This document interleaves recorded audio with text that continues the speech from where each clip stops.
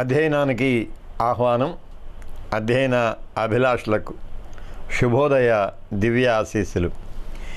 ఏకవాక్య ధ్యానాన్ని చెప్పుకుందాం. రాగద్వేషాలకు అతీతంగా మానవుని జీవన యానాన్ని నీ బాటలో నడిపిస్తూ ఉన్న కృపగలిగిన దేవ, అధ్యయనార్థమైన అనుభవ జ్ఞానాన్ని అనుగ్రహించి ఆశీర్వదించు తండ్రి. ఆమేన్.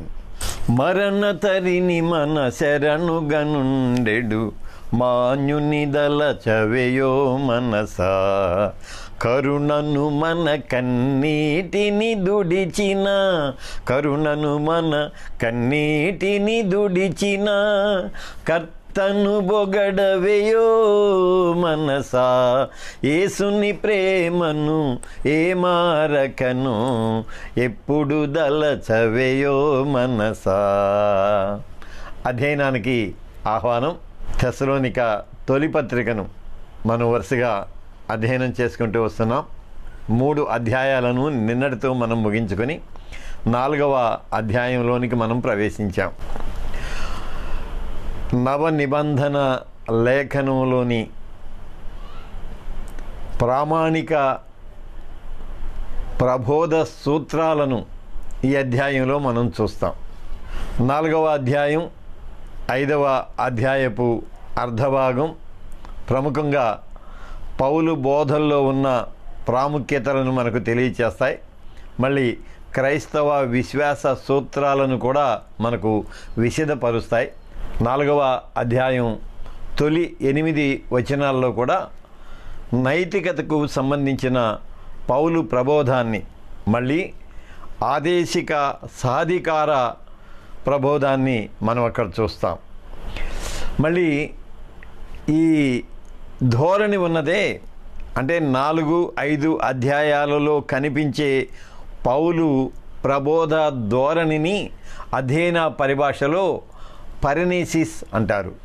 అభ్యర్థతతో కూడిన బోధన, అభ్యర్థన బోధన. అయ్యా వినండ్రా అంటూ చెబుతాడు, మళ్ళీ సాధికారకంగా దానిని చెబుతాడు. కనుక ఈ తరహా బోధను అధ్యయన పరిభాషలో పరినేసిస్ అని అంటారు. మళ్ళీ 1, 2, 3 అధ్యాయాలలో ప్రతిధ్వనించిన ఆ సౌమ్య ధోరణి ఒక్కసారిగా సమసి కొంచెం గద్దింపు స్వరంతో గంభీరమైన హెచ్చరికలను పౌలు ఈ అధ్యాయంలో చేయటాన్ని మనం చూస్తాం. ఓకే, తొలి వచనంలోనికి వెళ్దాం. తుదకు సహోదరులారా, మేము ప్రభువైన యేసు ద్వారా మీకు ఏ ఆజ్ఞను ఇచ్చామో మీకు తెలుసు. తాను తెస్సలోనిక సంఘంలో వారితో కలిసి పరిచర్య చేసినప్పుడు ఎలాంటి నైతిక సూత్రాలను ఆదేశంగా వారికి అందించాడో వాటిని జ్ఞాపకం చేస్తూ ఉన్నాడు. వాటిని జ్ఞాపకం చేసుకొని ఇక ఈ అధ్యాయంలో లేఖలోని ఈ భాగంలో నుంచి నేను దేనినైతే మీ మధ్య ప్రకటించానో దానికి సంబంధించిన విషయాలనే ప్రస్తావన చేయటానికి పూనుకుంటున్నాను అంటాడు. తెస్సలోనిక విశ్వాసులు తొలుత పౌలు ఆదేశిక సూత్రాలను అంగీకరించి దాని ప్రకారం నడుచుకుంటూ ఆయనకు చాలా ఆత్మసంతృప్తిని కలిగించారు అని మనం జ్ఞాపకం చేసుకోవాలి. ఇక్కడ మెట్టుకు లేక తుదకు అనే పదంతో ఈ అధ్యాయం ప్రారంభమవుతుందన్నమాట. ఇంగ్లీష్లోనైతే ఫైనల్లీ అనే పదాన్ని వాడారు. అంటే ఇప్పటిదాకా 3 అధ్యాయాలలో నేను మిమ్మల్ని పలకరించి ఆయా విషయాలు చెప్పాను, ఇక ఇక్కడి నుంచి నేను ఏం చెప్పాలనుకుంటున్నానో దానిని ఖచ్చితంగా చెప్పబోతూ ఉన్నాను అని ఆ పదాన్ని ఉపయోగిస్తాడు. ఫైనల్లీ లేకపోతే తుదకు లేక మెట్టుకు అని. మళ్ళీ కొంచెం కఠినమైన మాటలు లేకపోతే సాధికారతతో కూడిన ఆదేశాలను అందిస్తూ కూడా మొదట సహోదరులారా అనే ఆ పదాన్నే పలకరింపుగా ఉపయోగిస్తాడు. అంటే క్రీస్తు రక్త సంబంధంలో వారి మధ్య ఉన్న బంధాన్ని మొదట ఉదహరించి ఆ తరువాత తన ప్రబోధాన్ని ప్రారంభం చేస్తాడు. మళ్ళీ వెంటనే క్రీస్తు సార్వభౌమత్వంలో తనకు సంక్రమించిన ఆదేశిక సాధికారతలో నుంచి మాట్లాడటం మొదలు పెడతాడనమాట. క్రీస్తు సార్వభౌమత్వంలో నుంచి అపోస్తలునిగా తనకు సంక్రమించిన సాధికార ఆదేశిక ధోరణిలో నుంచి తన పలకరింపులను ప్రారంభం చేస్తూ ఉంటాడు. సరే, ఇప్పుడు ఈ అధ్యాయంలో ఆ మొదటి 8 వచనాలలో కూడా పవిత్రత, నైతికత ఈ మాటలు మనం చూస్తాం. అసలు మనం క్రీస్తు సువార్త అంతటినీ స్థూలంగా పరిగణలోనికి తీసుకున్నప్పుడు క్రీస్తు బోధలోని ప్రాథమికమైన ఆవశ్యకతలు ఈ రెండే అనిపిస్తుంది. పవిత్రత, నైతికత ఈ రెండే క్రీస్తు బోధలోని సమగ్రతగా లేక ఆవశ్యకతగా మనం చెప్పుకోవచ్చు. మళ్ళీ అంటాడు, నేను ఏం చెప్పబోతున్నానో అది మీకు తెలుసు. కారణం ఏంటంటే మీ మధ్య నేను ముఖాముఖి ఉన్నప్పుడు, మీతో నేను ఈ సందేశాలను పంచుకున్నప్పుడు ఖచ్చితంగా ఈ ఆదేశిక సూత్రాలను మీకు అందించాను కాబట్టి నేను ఇప్పుడు ఏం చెప్పాలనుకుంటున్నానో అది మీకు తెలుసు అని అంటాడు. 2వ వచనం, దేవుణ్ణి సంతోషపరచేందుకు మీరు ఎలా నడుచుకోవాలో ఆ సంగతి మా దగ్గర నేర్చుకొని ఆ ప్రకారమే మీరు నడుచుకుంటూ ఉన్నారు. ఈ విషయంలో మీరు మరింత అభివృద్ధి పొందాలని మిమ్మల్ని బ్రతిమాలుతూ ప్రభు అయిన యేసు పేరిట హెచ్చరిక చేస్తూ ఉన్నాను. పరనేసియా అని నేను చెప్పాను కదా, ఆ విధానం అన్నమాట. మీరు మంచిగా ఉండాలని బ్రతిమాలుతూ ఉన్నాను, మళ్ళీ ఖచ్చితంగా ఉండాలని హెచ్చరిక చేస్తూ ఉన్నాను. బ్రతిమాలటం అంటే అభ్యర్థించటం, ఆ తర్వాత ఆదేశించటం, ఆ రెండు కూడా ఈ ధోరణిలో మనం చూస్తూ ఉంటాం. దేవుణ్ణి సంతోషపరచడం, సంతోషపరిచే విధంగా మనం నడుచుకోవటం, మళ్ళీ దానిని నేర్చుకోవటం, ఈ 3 విషయాలను కూడా ఈ వచనంలో పౌలు ప్రస్తావన చేస్తాడు. దేవునికి ప్రీతిపాత్రులుగా ఉండటం లేక దేవుణ్ణి సంతోషపరచటం, ఇది మనుషులను సంతోషపరచడం తేలిక. పదార్థ సంబంధమైన లేకపోతే భౌతికపరమైన ప్రయోజనాలను వాళ్లకు చేకూర్చడం ద్వారా వాళ్ళను మనం సంతృప్తిపరచవచ్చు. కానీ దేవుణ్ణి ఎలా సంతృప్తిపరచగలం? ఎందుకంటే ఏమిచ్చి ఆయనను మనం సంతృప్తిపరచగలం? నైతిక ప్రవర్తన, మళ్ళీ అది కూడా పవిత్రతతో కూడిన నైతిక ప్రవర్తనే దేవునికి ప్రీతిపాత్రమైనది అని తెలియచేస్తాడనమాట. సో దేవునికి ప్రీతికరమైన వ్యక్తిగత ప్రవర్తన తెస్సలోనికలో ఆ విశ్వాసులకు పౌలు చేసిన బోధనలోని ప్రాథమిక అంశంగా మనం ఇక్కడ చూస్తాం. అయితే దానిని వారికి అభ్యసింపచేశాడు, వారు అభ్యసించారు, ఆ తర్వాత దానిలో కొనసాగుతూ ఉన్నారు. అందువలన సంతోషాన్ని వ్యక్తపరుస్తూ ఉన్నాడు. ఇక్కడ సందేశానికి సంబంధించి ఇది అభ్యర్థన, ఆదేశము, ఈ 2 విధానాలకు సంబంధించిన సందేశాలను గురించి ఒక సూత్రాన్ని పౌలు దగ్గర నుండి మనం నేర్చుకోవాలి. తొలుత వారిలో ఉన్న మంచిని ఎత్తి చూపించి వారిని అభినందిస్తాడు, అభ్యర్థిస్తాడు, అభినందిస్తాడు.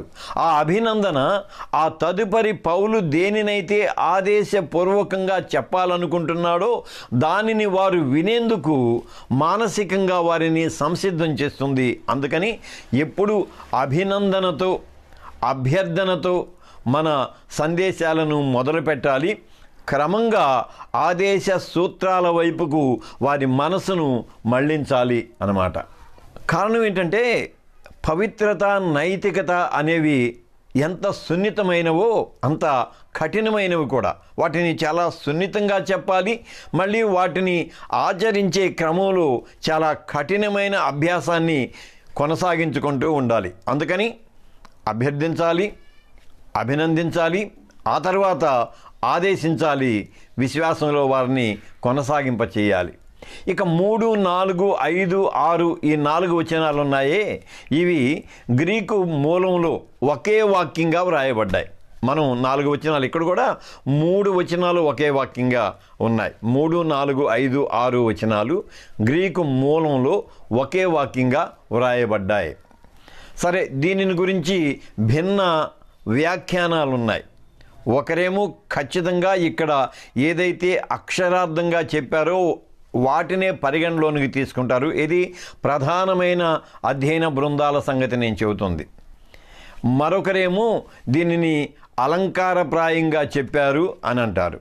మనం వాక్యంలో ఏమైతే ఉన్నదో దానినే ప్రత్యక్షంగా పరిగణలోనికి తీసుకుందాం అని నేను అనుకుంటున్నాను. మీరు జారత్వానికి దూరంగా ఉంటూ పవిత్రులుగా బ్రతకడమే దేవునికి ఇష్టము. అక్కడేమో దేవుని చిత్తము అనే మాట, నేనైతే దేవునికి ఇష్టమని దానిని తర్జుమా చేశాను. పవిత్రత, పరిశుభ్రత, పవిత్రత, పరిశుభ్రత, ఇవి రెండు దేవకాంక్షితాలు. పవిత్రత, పరిశుభ్రతలు దేవకాంక్షితాలు. అయితే ఇవి మానవ దేహ అభ్యాసితాలు. పవిత్రత, పరిశుభ్రత దేవకాంక్షితాలు అయినప్పటికీ అవి మానవుడు తన దేహంతో అభ్యసించాల్సినవి. కనుక దేవకాంక్ష, దేహ అభ్యాసన ఈ రెండు సమన్వయం కావాలి. అయితే ఆకర్షణ, కాంక్ష ఇవున్నాయే, ఇవి దేహ నైజాలు. ఆకర్షణ, కాంక్ష, ఏది ఆకర్షణగా ఉంటుందో దానిని కాంక్షించటం అనేది దేహ నైజం. ఆదికాండంలో ఆ ఏదేను తోటలో నుంచి మనం దానిని చూస్తూ వచ్చాం. కనుక ఆకర్షణ, కాంక్షలు దేహ నైజాలు. కనుక ఆ నైజాలను మనం నియంత్రించుకొని వాటిని సద్వినియోగం చేసుకునే క్రమంలో ఉపదేశం మనకు ఉపయుక్తమవుతుంది. కనుక ఇక్కడ మనం ఏం చెప్పుకుందాం? పవిత్రత, పరిశుభ్రత దేవకాంక్షితాలు. అయితే ఇవి దేహ అభ్యాసితాలు. ఆకర్షణ, కాంక్ష దేహ నైజాలు. నియంత్రణ, సద్వినియోగ ప్రక్రియ ఇవి సువార్త సమన్వయాలు అని చెప్పుకుందాం. 4వ వచనం, మీలో ప్రతివాడు దేవ నియమం తెలియని ఇతరుల కామ కోరికలతో కాక అన్నాడు. 3, 4, 5, 6 ఒకే వాక్యం అని చెప్పాను కదా. ఇక్కడ కూడా 3, 4, 5 ఒకే వాక్యంగా వ్రాయబడ్డాయి. దేవ నియమం ప్రణాళికాబద్ధమైనది. మానవ నియమ రాహిత్యం ప్రణాళికను భంగపరుస్తుంది. ఇది నేను మళ్ళీ అక్షరార్థమైన ఆ వివరణ 3వ వచనం తర్వాత, అంటే 3, 4, 5 వచనాల తర్వాత చెబుతాను. దానికి సంబంధించిన వివరణ ఇక్కడ నేను చెబుతూ ఉన్నాను. దేవ నియమం ప్రణాళికాబద్ధమైంది. మానవ నియమ రాహిత్యం ప్రణాళికను భంగపరుస్తుంది. నియమము నేరము. దేవుడేమో నియమం అంటాడు, దేహమేమో నేరం అంటుంది. నియమానికి నేరానికి మధ్య ఈ అంతర్మథనాన్ని దేవునికి మానవునికి నడుమ మనం ఇక్కడ చూస్తూ ఉంటాం. స్థాపన, అతిక్రమణ. ఆయన ఒక ప్రణాళికను స్థాపిస్తాడు, లేక ఒక పద్ధతిని స్థాపిస్తాడు. మళ్ళీ మనం వాటిని ఎలా అతిక్రమించాలా అని మనం ప్రయత్నం చేస్తూ ఉంటాం. ఈ వ్యత్యాస పరిగ్రహణే విశ్వాస సూత్రము అన్నాను నేను. మళ్ళీ చెబుతున్నాను. దేవనియమం ప్రణాళికాబద్ధమైనది. మానవ నియమ రాహిత్యం ప్రణాళికను భంగపరిచేది. ఆయన నియమాన్ని ఏర్పరుస్తాడు, మనం నేరంలోనికి ప్రవేశిస్తాం. ఆయన నియమాన్ని స్థాపిస్తాడు, మనం దానిని అతిక్రమిస్తాము. ఈ రెండింటి మధ్య ఉన్న వ్యత్యాసాన్ని పరిగ్రహించి ముందుకు వెళ్ళటమే విశ్వాస సూత్రము. 5వ వచనంలోనికి వెళ్తాను. తన పాత్రను పవిత్రంగా ఘనంగా కాపాడుకునే విధానాన్ని తెలుసుకుని ఉండటమే దేవుని చిత్తము. తన పాత్రను పవిత్రంగా ఘనంగా కాపాడుకునే విధానాన్ని తెలుసుకుని ఉండటమే దేవుని చిత్తము. ఆత్మభ్రష్టత్వం, మనోచంచలం. ఆత్మభ్రష్టత్వం, మనోచంచలం ఈ రెండింటికి కూడా ప్రధాన హేతువు దేహమే. ఈ ఆత్మ, మనస్సు, ఆ తరువాత దేహము, ఈ 3 కలగలిపి ఉంటాయి, అవిభాజ్యాలు అని చెప్పాను. ఆత్మను భ్రష్టు పట్టించేది, అలాగే మనసును చంచలపరిచేది దేహమే. అందుకని దానిని గురించి చెబుతూ దేహ పరిరక్షణే దేవచిత్తము అంటాడు. దేహ పరిరక్షణే దేవచిత్తము. చాలా విస్తృతమైన అర్థంలో ఈ మాట నేను వాడాను. దేహ పరిరక్షణ, దేహ సంరక్షణ, నియమాన్ని పాటించటం, ఇహలోకంలో పరలోకంలో కూడా దీనిని నిలిపి ఉంచటం, ఇవన్నీ కూడా దేహ సంరక్షణ, దేహ పరిరక్షణలో అంతర్భాగంగా ఉంటాయి.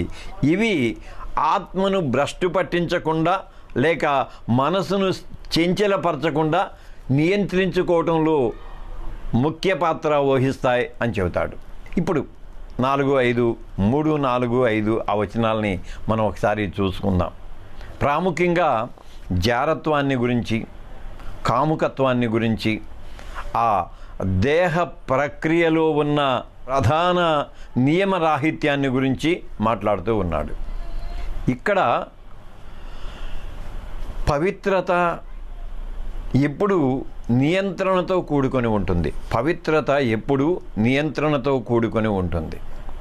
సో నియంత్రణ, పవిత్రత ఈ రెండింటి మధ్య ఉన్న సామరస్యాన్ని మనం జాగ్రత్తగా గమనించుకోవాలి. మళ్ళీ దేహానికి అత్యంత ప్రమాదకరమైనది ఆకర్షణ, కాంక్ష.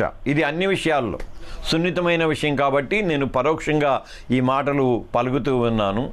దేహానికి ఆకర్షణ, కాంక్ష ఎప్పుడు శత్రువులుగా పనిచేస్తూ ఉంటాయి కాబట్టి దీనిని జాగ్రత్తగా పరిరక్షించుకోవాల్సిన బాధ్యత ఉందని పై వచనాలు చెబుతాయి. అవన్నీ అభ్యర్థనలు. ఈ పద్ధతిని కాదని ఎవడూ తన అన్నదమ్ముడికి మోసం చేయకూడదు. ఎందుకంటే మేము ఇదివరకు మీతో చెప్పి సాక్ష్యమిచ్చిన ప్రకారము ప్రభువు వీటన్నింటి విషయంలో ప్రతిదండన చేసినవాడు. దేహంతో చేసే నైతిక అతిక్రమం ప్రతిదీ కూడా మన సహోదరునికి విఘాతం కలిగించేది, లేకపోతే మన సహోదరుని మోసం చేసేది అంటాడు. ఎంత తీవ్రమైన పదజాలంలో ఏదైనా సరే, కేవలం అపవిత్ర కార్యాలను గురించి మాత్రమే కాదు, మనోకార్యాలను గురించి కూడా మనం ఈ మాటని అనువర్తింప చేసుకోవచ్చు. ఏమంటున్నాడు? ఈ పద్ధతిని కాదని ఎవడూ తన అన్నదమ్మునికి మోసము చేయకూడదు. ఈ నైతికతను, పవిత్రతను మీరితే అది కేవలం మన దేహానికి మాత్రమే పరిమితం అవటం కాదు, కానీ ఎదుటివారి మానసిక స్థితి మీద కూడా తన ప్రభావాన్ని చూపిస్తుంది అంటాడు. సో నైతిక అతిక్రమణ అనేది క్రైస్తవ విశ్వాస సూత్రంలో నిషిద్ధమైనది.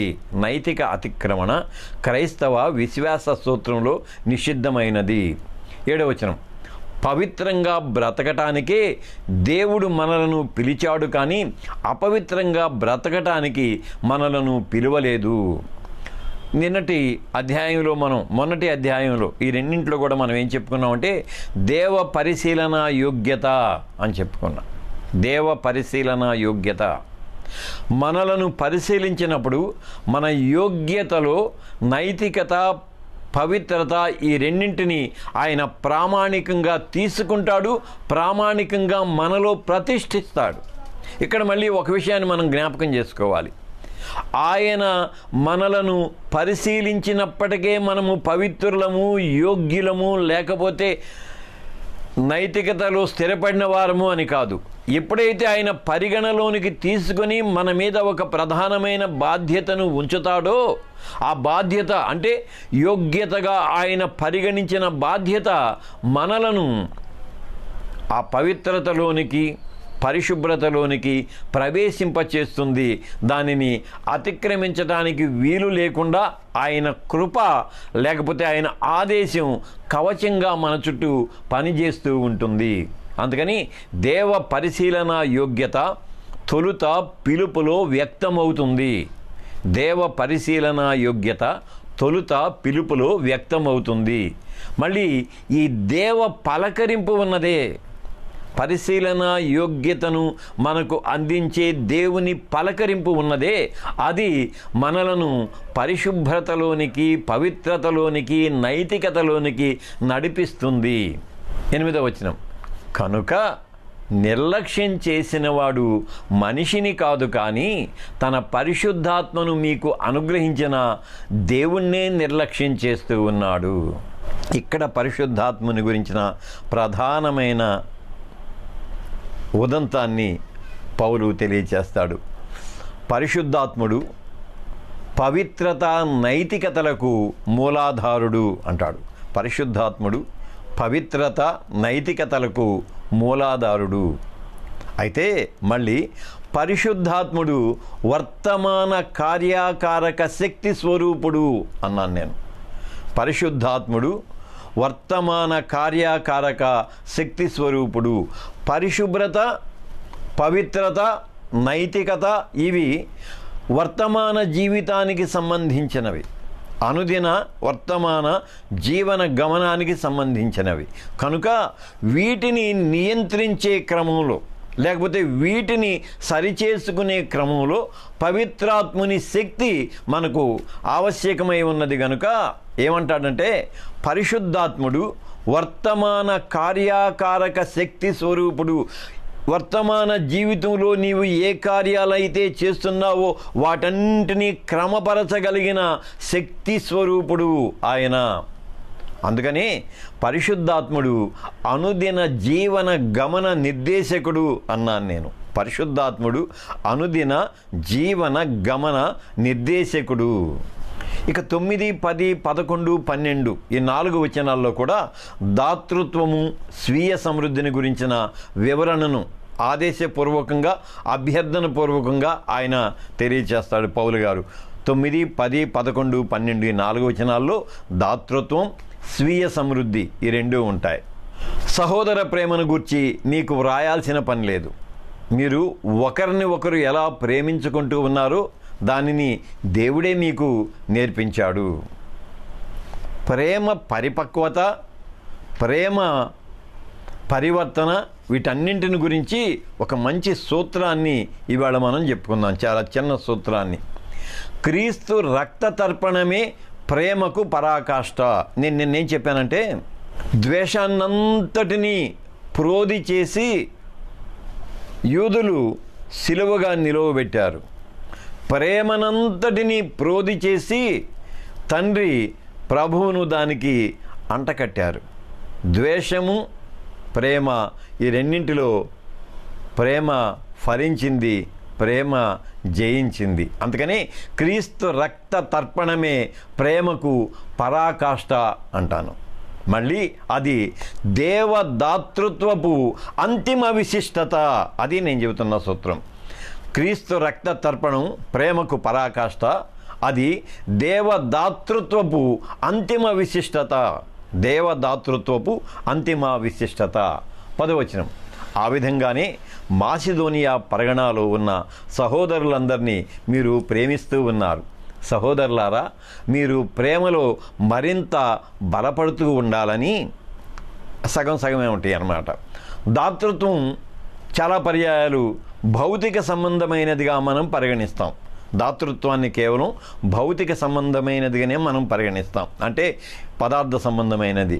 ఏదైనా ధనం అవసరమైంది మనకున్న సమృద్ధిలో నుంచి ఇస్తాం, లేదా ఏదైనా అక్కర కలిగితే ఆ అక్కరను ఆదుకుంటాం.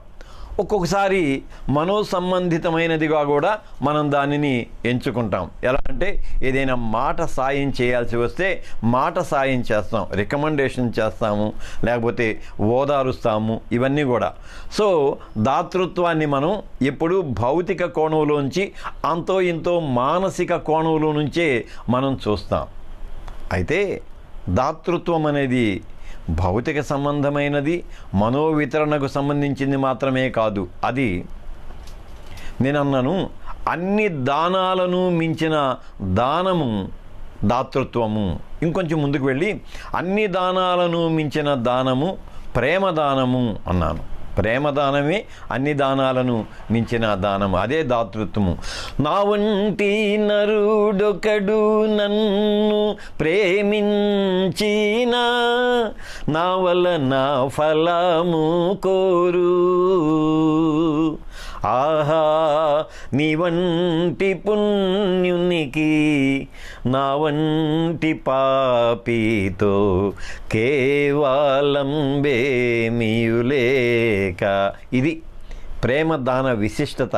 ఇది నేను సిలువలో నా ప్రాణాన్ని కాదు, నా ప్రేమనంతటినీ నీకు దానం చేశాను కాబట్టి నా దానాన్ని స్వీకరించిన మీరు కూడా భౌతిక దానం కాదు, ప్రేమ దానం చేయటానికి సంసిద్ధులు కండి. ఎంత గొప్ప ఆదేశిక సూత్రమో ఇది. 11వ వచనం, సంఘం బయట ఉన్న వాళ్ళ పట్ల మర్యాదగా నడుచుకుంటూ మీకు ఎలాంటి లోటు లేకుండా ఉండేలా మేం మీకు చెప్పినట్లే మీరు ఇతరుల జోలికి పోకుండా, ఇది అందరికీ తెలిసిందే, సామాజిక మర్యాదలను పాటించాలి, సంఘ సామరస్యానికి దోహదపడాలి. సామాజిక మర్యాదలను పాటించాలి. సామాజిక మర్యాదలను పాటించే క్రమంలో చాలా పర్యాయాలు మనం మీమాంసకు లోనవుతూ ఉంటాం. మీమాంసకు ఎలా లోనవుతామంటే, ఈ సామాజిక మర్యాద ఒకవేళ మన విశ్వాసానికి విఘాతమైనదా లేక విభిన్నమైనదా అని మీమాంసకు మనం గురవుతూ ఉంటాం. కానీ సామాజిక మర్యాదను ఖచ్చితంగా మనం పాటించాల్సిందే. సామాజిక మర్యాదను ఖచ్చితంగా మనం పాటించాల్సిందే. మన విశ్వాసాన్ని ద్వేషించేవాడైనప్పటికీ, మన విశ్వాసానికి భిన్నంగా ప్రవర్తించేవాడైనప్పటికీ వాడు మర్యాద అందిపుచ్చుకోవటానికి అర్హుడైనప్పుడు ఈ భేషజాలన్నింటినీ ప్రక్కన పెట్టి ఖచ్చితంగా సామాజిక కోణంలో నుంచి అతన్ని మనం గౌరవించాల్సిందే. అందుకని సామాజిక మర్యాదలను పాటించాలి అంటాడు. ఆ తర్వాత సంఘ సామరస్యానికి దోహదపడండి. మన చుట్టూ ఉన్న సమాజాన్ని మనం ఎలాగూ మర్యాదపూర్వకంగా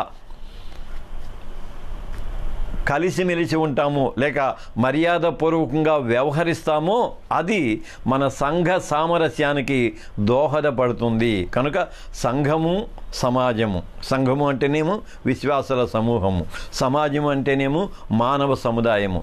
మానవ సముదాయంలో ఉన్న సామాజిక మర్యాదలను మనం గౌరవించాలి.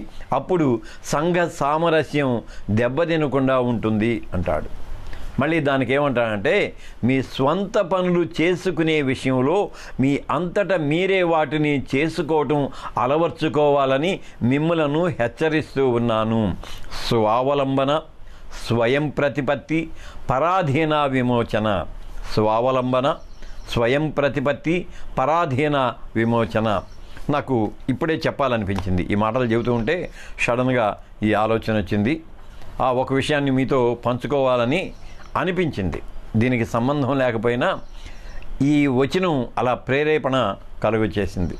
2017వ సంవత్సరంలో రిఫర్మేషన్ 500th యానివర్సరీని యునైటెడ్ పాస్టర్స్ ఫెలోషిప్ పక్షంగా మేము దేవుని మహిమార్థం ఘనంగా నిర్వహించాం.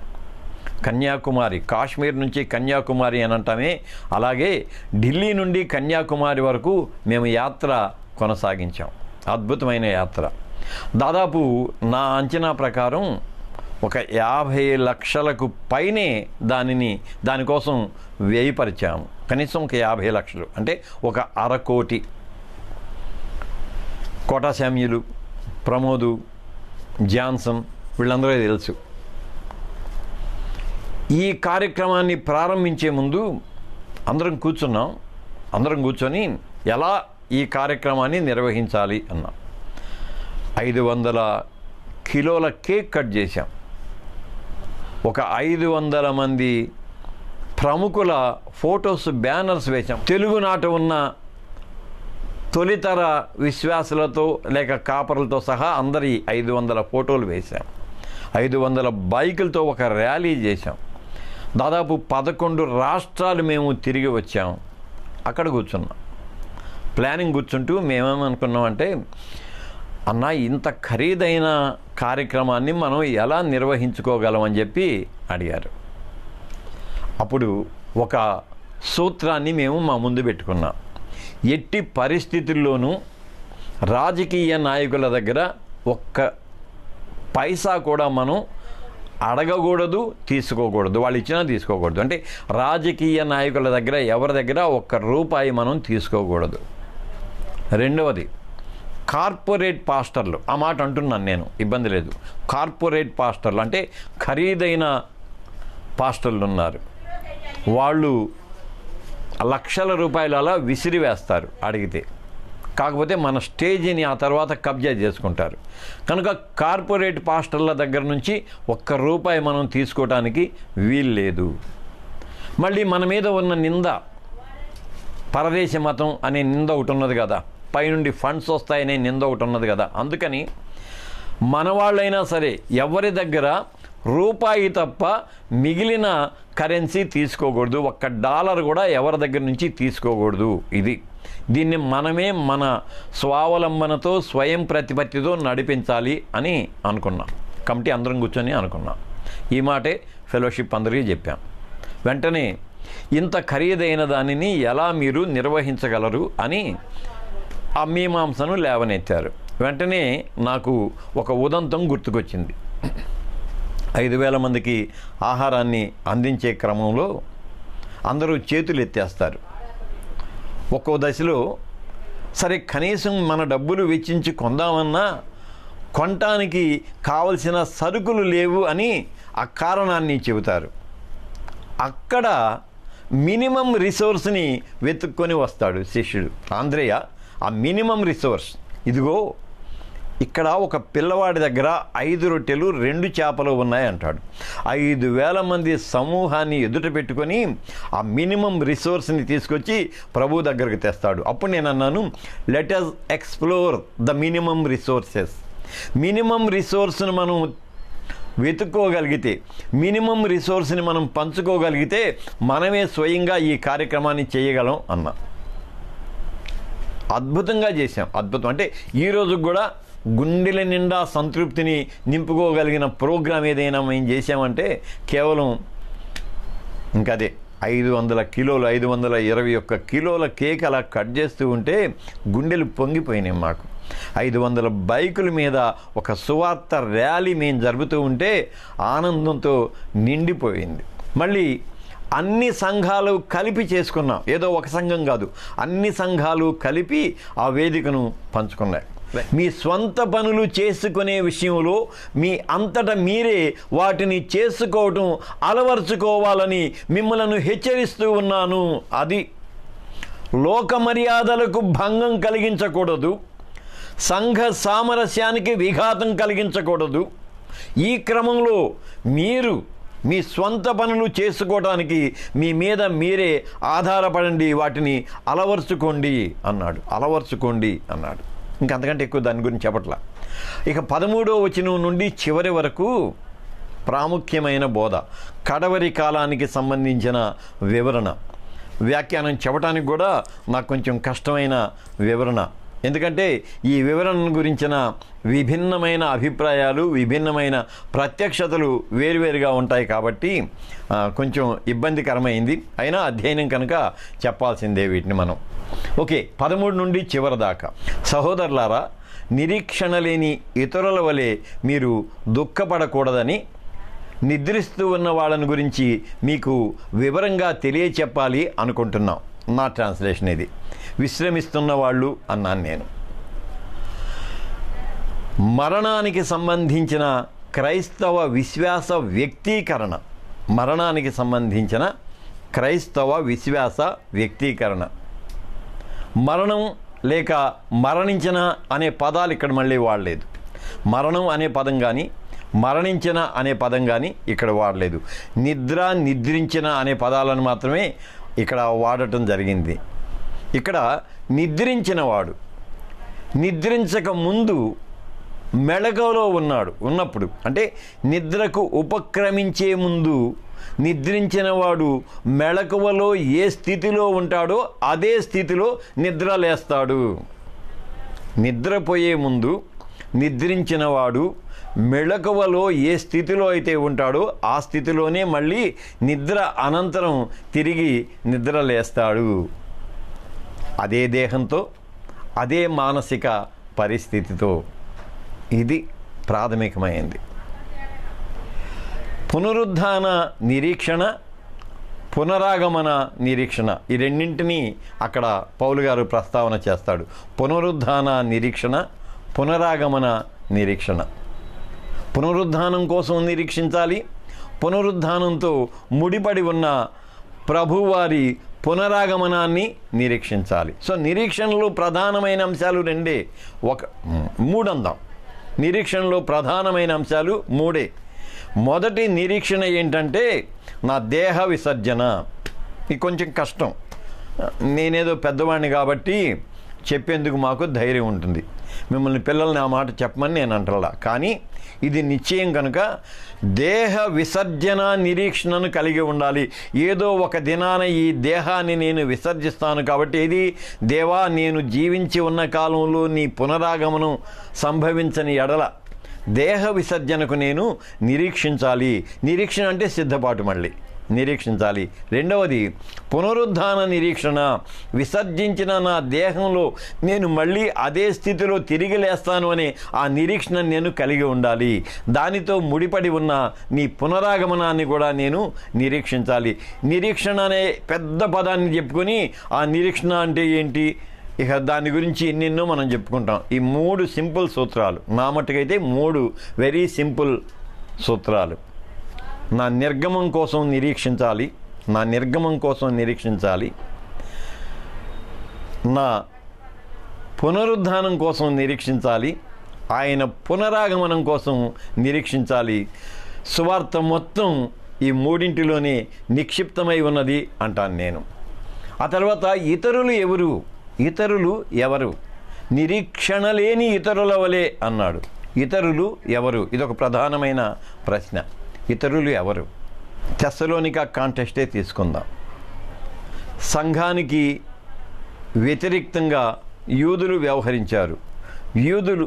యూదులు నిరీక్షణ లేనివారా? కానీ పునరాగమనానికి సంబంధించిన నిరీక్షణ వాళ్ళకున్నది. మెస్సయ్య వస్తాడు అనే నిరీక్షణ వాళ్ళకు ఉన్నది. దేవ పునరాగమనానికి సంబంధించిన నిరీక్షణ ప్రత్యక్షంగానూ పరోక్షంగానూ చాలా మతాలలో ఇమిడి ఉన్నది. కానీ ఇతరులు ఎవరు? ఈ పత్రిక వ్రాసే ఆ క్షణానికి లేక ఆ సమయానికి ఎవరైతే ఈ విశ్వాసంలో లేరో, ఎవరైతే ఈ విశ్వాసాన్ని స్వతంత్రించుకోలేదో వారు మాత్రమే ఇతరులు. కారణం ఏంటంటే నిరీక్షణను గురించిన స్పష్టమైన అవగాహన వారికి లేనందువలన వారు ఇతరులుగా వ్యవహరించబడ్డారు. పైన ఏమన్నాడు? సమాజ మర్యాదలను గౌరవించాలి అన్నాడు, సంఘ సామరస్యాన్ని పాటుపడాలి అన్నాడు. అప్పుడు మళ్ళీ మేము ఇతరులు అనే వ్యత్యాసాన్ని మనం ప్రదర్శించకూడదు. కాబట్టి ఇది కొంచెం జాగ్రత్తగా మనం అధ్యయనం చేయవలసిన అంశం. 14వ వచనం, యేసు చనిపోయి తిరిగి లేచాడని మనం నమ్మినట్లయితే, అక్కడేమో నిద్ర అన్నారు మన విషయంలో, ఇక్కడ మాత్రం యేసు అనే అన్నాడు.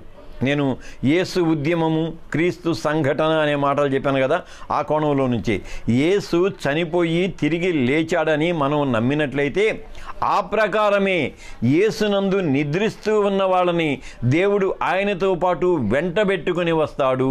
మొట్టమొదటిది దేవ అవతరణ నమ్మిక విశ్వాసానికి తొలి సోపానం. దేవ అవతరణ నమ్మిక అంటే ఆత్మదేవుడు, జీవరూపుడు, అనంతుడు, శక్తి సంపూర్ణుడు, ఇంకెన్నన్నా చెప్పుకుందాం. అదృశ్య దేవుడు, గుణరహితుడు, నామరహితుడు, ఇంకెన్నన్నా చెప్పుకుందాం. అయితే దేవ అవతరణ నమ్మిక, ఇన్ని విశిష్ట లక్షణాలున్న దేవుడు నన్ను పలుకరించేందుకు, నాతో సంబంధపడేందుకు, నా వలే రక్త మాంసయుక్త దేహంతో ఈ లోకానికి దిగివచ్చాడు, నాతో సంబంధపడ్డాడు. అది అవతరణ. అంటే రక్త మాంసయుక్తంతో నాతో సంబంధపడిన దేవుణ్ణి గురించిన ఆ ప్రాథమికమైన నమ్మిక ఉన్నదే, అదే విశ్వాసానికి తొలి సోపానము అని అంటాను. అదృశ్య దేవుడు దృశ్యుడయ్యాడు, అదృశ్యులైన వారిని దృగ్గోచరింప చేస్తాడు. ఈ మాట, అదృశ్య దేవుడు దృశ్యుడయ్యాడు, అదృశ్య దేవుడు దృశ్యుడయ్యాడు. దృశ్యుడైన మానవుడు మరణం తర్వాత అదృశ్యుడైపోతున్నాడు.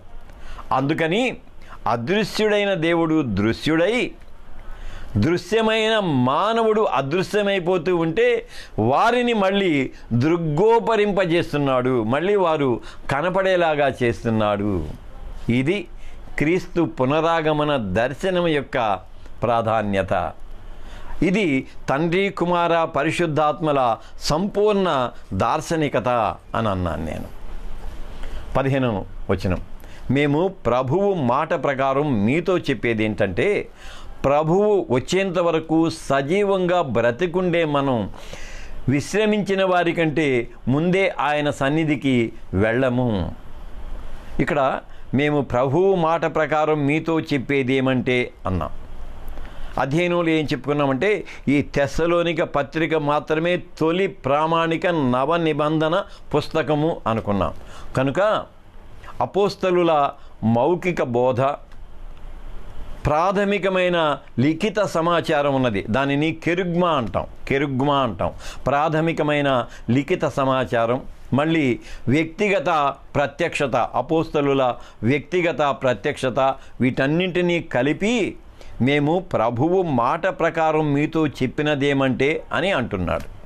అది పునరుద్ధానంలో సజీవుల పాత్ర, వర్తమాన విశ్వాస నిరీక్షణ. ఈ 2 మాటలు. పునరుద్ధానంలో సజీవుల పాత్ర అంటే పునరాగమనంలో, యేసుస్వామి పునరాగమన సమయంలో మనం సజీవులుగా ఉంటే మన పాత్ర ఎలాగూ ఉంటుంది అంటే, వర్తమాన విశ్వాస నిరీక్షణను మనం ఎలాగూ పునరాగమనానికి సంధించి కొనసాగించుకోవాలి అంటే, వర్తమాన విశ్వాస నిరీక్షణను క్రీస్తు పునరాగమనానికి సంధించి ఎలాగూ మన విశ్వాసాన్ని మనం కొనసాగించుకోవాలి. ఇవి ఈ వచనంలో తలెత్తే ప్రధానమైన ప్రశ్నలు.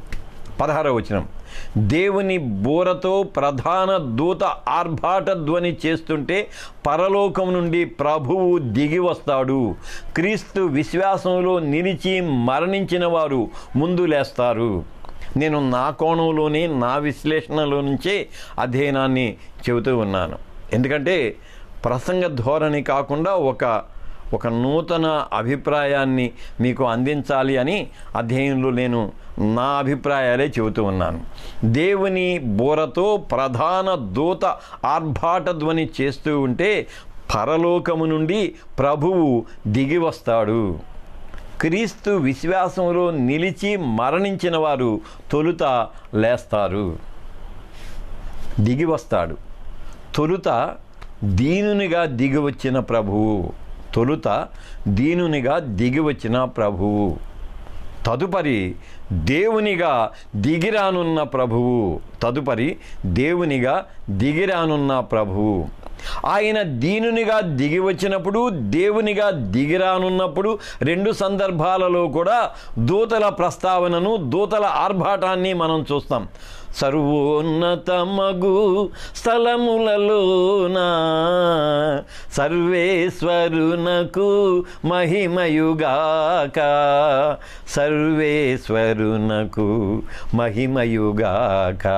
పరిశుద్ధి నిరంతర చక్రవర్తి స్తోత్రములు. మేము సిరుదార్ నాటకం వేసేవాళ్ళం. కొరపాటి జేమ్స్ గారు పెద్ద ఆయన ప్రభు సన్నిధిలో ఉన్నాడు. దానిలో ఉన్న పాట అన్నమాట ఇది. సర్వోన్నతమైన స్థలములలో దేవునికి మహిమని తొలుత దీనునిగా దిగివచ్చిన యేసుస్వామిని ఉద్దేశించి దూతలు ఆర్భాట గీతాలు పాడారు. మళ్ళీ దేవునిగా ఆయన దిగి వచ్చేప్పుడు కూడా దేవుని దూతల ఆర్భాట ధ్వని, బోరధ్వని మనం చూస్తాం. ఆ ప్రస్తావన 2 సందర్భాల్లో కూడా ఉన్నది. అయితే తొలుత ఆయన మరియ గర్భంలోనికి దిగివచ్చాడు. ఇప్పుడు మధ్యాకాశంలోనికి దిగిరానున్నాడు. తొలుత ఆయన మరియ గర్భంలోనికి దిగివచ్చాడు. ఇప్పుడు మధ్యాకాశంలోనికి దిగిరానున్నాడు. పునరాగమన సమయంలో భూమి మీదకి కాదు, మధ్యాకాశంలోనికి దిగిరానున్నాడు. శిలువ శిఖరం వరకు ఎవరైతే ఎక్కి వెళతారో వారు మధ్యాకాశం వరకు ఎక్కి వెళ్ళాలి. శిలువ శిఖరం వరకు ఎక్కి వెళ్ళిన వాళ్ళు మధ్యాకాశం వరకు కూడా ఎక్కి వెళ్ళాలి.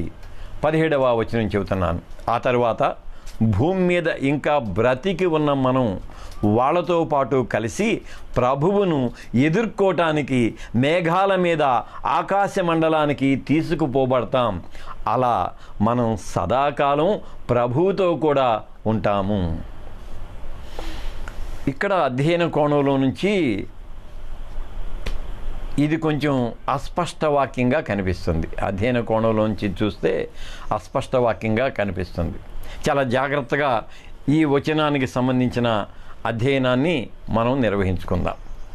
ఈ అధ్యయన క్రమంలో మీ వ్యక్తిగత విశ్వాసాలకు విఘాతం కలిగించుకోవద్దు. మీ విశ్వాసాలని అలాగే పటిష్టపరచుకోండి. ప్రభువు పునరాగమనానికి సంబంధించిన విభిన్న భావజాలాలకు మూల కారణమైన తొలి వాక్యం ఇది. ప్రభువు పునరాగమనానికి సంబంధించిన విభిన్న సిద్ధాంతాలకు భావజాలాలకు మూల కారణమైన వాక్యం. కొనిపోబడతాం, నేనేమో తీసుకుపోబడతాం అన్నాను. అక్కడ కొనిపోబడతాం, తీసుకుపోబడతాం అనే పదాలు ఉన్నాయి. గ్రీకు మూలంలో దీనికి హర్ఫోజ్ అనే మాట, HARPHOZ అనుకుంటాను. హర్ఫోజ్ అనే పదాన్ని గ్రీకులో వాడారు. ఇంగ్లీష్లోనైతే NIVలో కాటప్, CAUGHTUP, కాటప్ అనే మాట, పట్టుకొని వెళ్ళటం అనే పదాన్ని ఇంగ్లీష్లో వాడారు. హర్ఫోజ్ అనే ప్రత్యేకమైన పదాన్ని గ్రీకులో వాడారు. అయితే క్రొత్త నిబంధనను లాటిన్లోనికి తర్జుమా చేసేప్పుడు అక్కడ ర్యాప్టస్ అనే మాట వాడారు. ర్యాప్టస్ అనే మాట, సరిగ్గా ఈ ర్యాప్టస్ అనే మాటలో నుంచి ర్యాప్చర్ థియరీ జనించింది. సో ఇక ఈ ర్యాప్చర్ థియరీని విశ్వసించేవాళ్ళు, విశ్వసించని వాళ్ళు, అది మళ్ళీ పునరాగమనానికి సంబంధించిన తీవ్రమైన గందరగోళం. అందుకని దీనిని అస్పష్ట వాక్యం అని అన్నాను. అస్పష్ట వాక్యం, దానిని ఎవరి ప్రత్యక్షతలో నుంచి వాళ్ళు గ్రహించటం మాత్రమే. అయితే నేనేమంటానంటే ఆయనను ఎదుర్కొనటానికి ఆయన మరియ గర్భంలోనికి దిగివచ్చాడు, కొండ శిఖరం దాకా ఎక్కి మరణించాడు, మళ్ళీ దిగి సమాధిలో నిద్రించాడు, పునరుద్ధానుడై ఆరోహణమై పైకి వెళ్ళిపోయాడు. అప్స్ అండ్ డౌన్స్ మనం చూస్తాం. It's okay. ఇక ఇక్కడి నుంచి మన పని, మనం ఎక్కి వెళ్ళాలి. మధ్యాకాశంలోనికి దిగిరానున్న యేసు దగ్గరకు మనం ఎక్కి వెళ్ళాలి. ఎక్కి వెళ్ళే క్రమంలో మేఘం మీద ఎక్కి వెళ్తామంటాడు. మేఘం మహిమ వాహకం. దేవదాసయ్య గారు, తండ్రి గారు, మహిమ మేఘమునెక్కుటకు అంటాడు. మహిమ మేఘమునెక్కుటకు అంటారు. అందుకని మేఘం మహిమ వాహకం. ఇక్కడ ఒక చిన్న వివరణ చెప్పడానికి ప్రయత్నం చేస్తాను. అధ్యయనంలో నుంచి ఒక చిన్న వివరణ చెప్పేందుకు ప్రయత్నం చేస్తాను. వెలుగు మూర్తిమత్వమైన దేవుడు కారు మేఘాల మీద దిగి వస్తాడు. సినాయి పర్వత ఇతివృత్తాంతం దగ్గరికి వెళ్దాం. కొండను మేఘం ఆవరించింది, క్రిందంతా చీకటి ఉన్నది, మేఘం పైన ఆయన ఉన్నాడు. అంటే వెలుగు రూపుడేమో మేఘం పైన ఉన్నాడు, వెలుగు మేఘం క్రింద వడగట్టి చీకటిని నిలిపి ఉంచింది. అందుకని మహిమ వాహకం అని అన్నాను. చాలా భావగర్భితమైన ఇది. కొంచెం అర్థమవుతాడు చెప్పుకుందాం. మంచి ఎండగాస్తుంది, మేఘాలు సూర్యునికి అడ్డం పడతాయి.